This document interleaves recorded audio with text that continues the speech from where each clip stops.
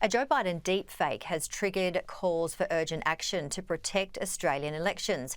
AI trickery has been used to deceive voters in the United States during the presidential primaries.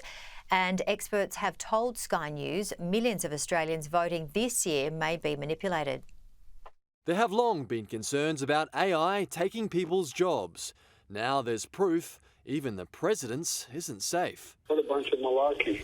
A voice purporting to be Joe Biden this week called New Hampshire residents, telling them not to vote in the state's primary. We know the value of voting Democratic when our votes count. It's important that you save your vote for the November election. The White House confirmed it was a deepfake robocall, a clear example of how AI tools can easily manipulate elections. I think the 2024 elections all around the globe are going to be a show. There's going to be tons and tons of this. A day earlier, how y'all doing, Granite Staters? One of Biden's primary challengers, Congressman Dean Phillips, had his AI chatbot taken down in what was the first time OpenAI took action over misuse of its AI tools in a political campaign.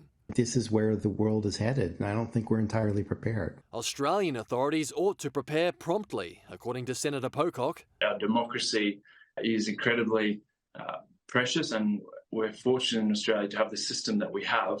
We've got to constantly be looking to strengthen that. The independent senator was himself the victim of deepfake forgery. He's backing the push to ban lies in political advertising and wants all parties to agree not to use generative AI in campaigns. If politicians aren't willing to do that, I think there should be mandatory warnings. People should know if they're viewing something that's been generated using artificial intelligence. The ability to produce deepfake photos and videos of politicians has been around for years. The tools are now more widely available.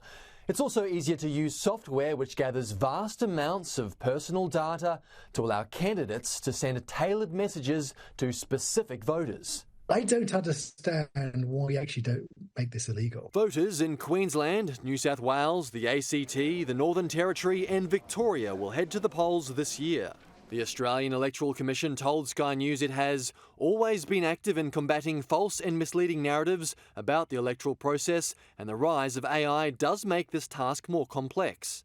It is encouraging people to carefully consider what they are seeing, hearing or reading. I think we should be a bit much more rigorous in terms of policing that content, and I'm not sure that we're providing the resources and the skills to those bodies like the Election Commission to be able to really go about that rigorously. The government flagged potential AI election interference as an area of concern and suggested watermarking on AI-generated images in a recently released report around possible regulation in the space. This is happening right now. It's only going to get worse, but we could easily have an election or more than one election this year tilted by someone who is good at using these tools if we're not prepared. Brent O'Halloran, Sky News.